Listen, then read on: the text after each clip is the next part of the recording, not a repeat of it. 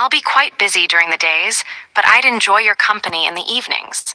And I thought you might enjoy seeing the city. Isabel agreed, and they traveled to London together. Nicholas's townhouse was smaller than Pemberton House, but elegant and comfortable. And as Nicholas had promised, he was busy during days, leaving Isabel free to explore the city. But evenings became something special. Nicholas would return from his business, and they would have dinner together, then walk through the city or attend the theater or simply talk late into the night about everything and nothing. Isabel found herself looking forward to these evenings with an intensity that surprised her. She missed Nicholas during the days when he was occupied with business. She thought about him constantly, wondering what he was doing, anticipating their evening conversations. She was falling in love with her husband. The realization came during their third week in London.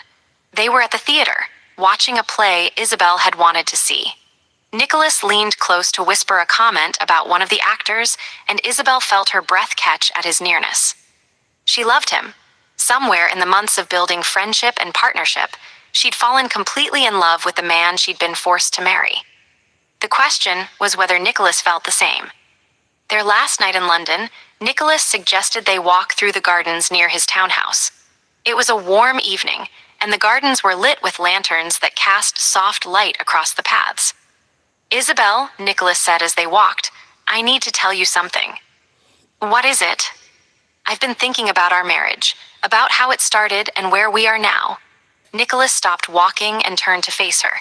"When I came to collect you 4 months ago, I saw it purely as fulfilling an obligation. I expected we'd have a civil arrangement at best. I never imagined." "Imagined what?" Isabel asked softly. "That I would fall in love with you," Nicholas said simply. "But I have, completely, hopelessly. I love you, Isabel, not because of the contract. Not because you're my wife legally, but because you're brilliant and brave, and you make every day better just by being in it." Isabel felt tears prick her eyes. "Nicholas, I know this wasn't what you did," he continued. "I know you were forced into this marriage. I'm not asking you to feel the same way. I just needed you to know where I am." "You're wrong," Isabel said. Nicholas looked stricken. "I apologize if I've made you uncomfortable." "No," Isabel interrupted. "You're wrong about me not feeling the same. Nicholas, I love you too. I didn't want to. I fought against it for weeks, but I can't help it. You've become the most important person in my life." Nicholas's expression transformed into something warm and joyful. "Truly." "Truly," Isabel confirmed. Nicholas pulled her close and kissed her, the first real kiss they'd shared since their wedding day. Isabel melted into him, feeling years of resistance and protection finally falling away. When they broke apart, Nicholas was smiling. "So the contract that trapped us both has given us something neither of us expected." "Love," Isabel said, "actual genuine love." "Built from the most unlikely circumstances," Nicholas agreed. "Does that make it stronger?" Isabel asked. "The fact that we had to work for it, build it deliberately, rather than just stumbling into it." "I think it might," Nicholas said. "We know exactly what we've created and why it matters. There's value in that." They returned to Pemberton House a week later, and their marriage shifted again. They moved to adjoining chambers, spending evenings together that ended in Nicholas's room or Isabel's. Their physical relationship developed naturally, an extension of the emotional intimacy they'd built.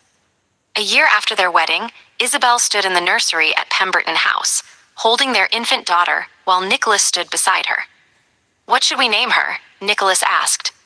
"Not after either of our mothers," Isabel said firmly. "They kept this contract secret from us. I won't honor that with our daughter's name." "Agreed," Nicholas said. "What about Alina? It means light." "Perfect," Isabel said. "Alina Elizabeth." They looked down at their sleeping daughter, and Isabel marveled at how completely her life had changed. A year ago, she'd learned she was promised to a stranger. She'd been furious and terrified and certain her life was over. Instead, it had been beginning. "Do you ever regret it?" Nicholas asked quietly. "The contract, being forced to marry me." Isabel considered the question honestly. "I regret not having a choice. I regret my parents' deception. I regret the first months of our marriage when we were so distant." She looked up at him. "But I don't regret where we ended up. I don't regret you." "I don't regret you either." Nicholas said, though I wish we'd gotten here through choice rather than obligation. But would we have?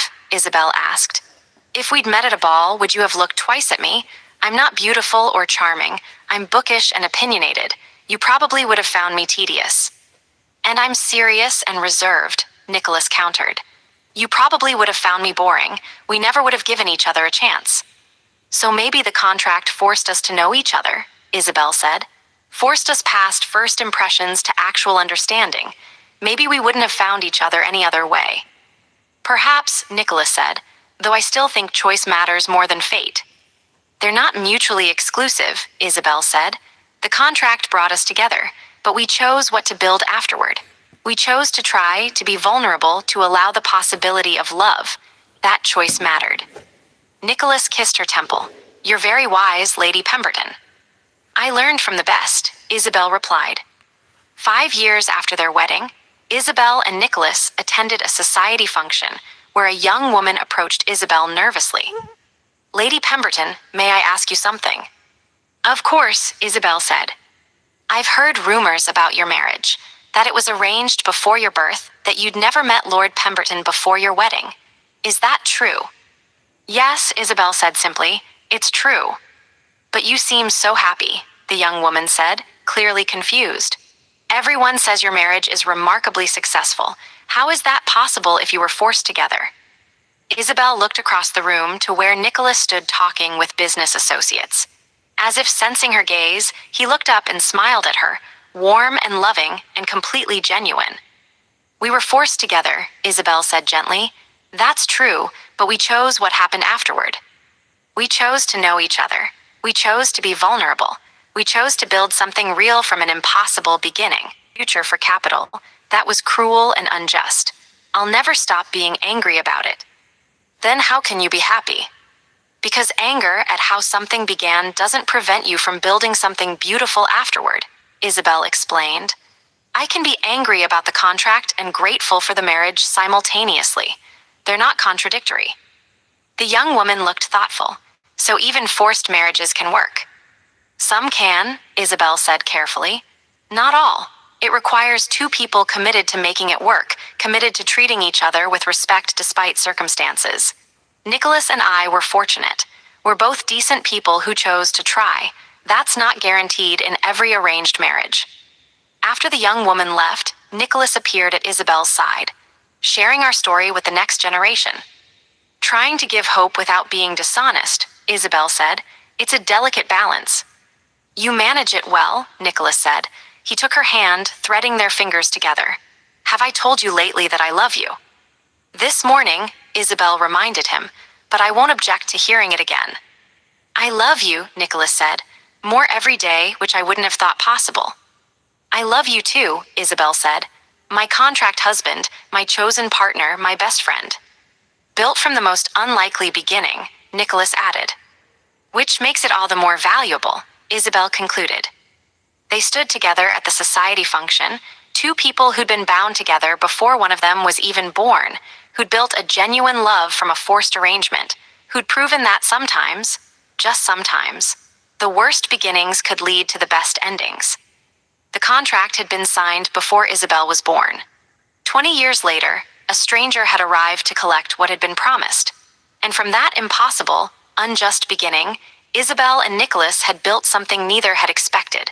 A marriage based on genuine love, mutual respect, and the kind of partnership that only came from deliberate choice.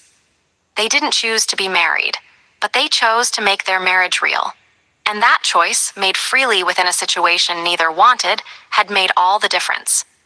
Can love exist in a marriage that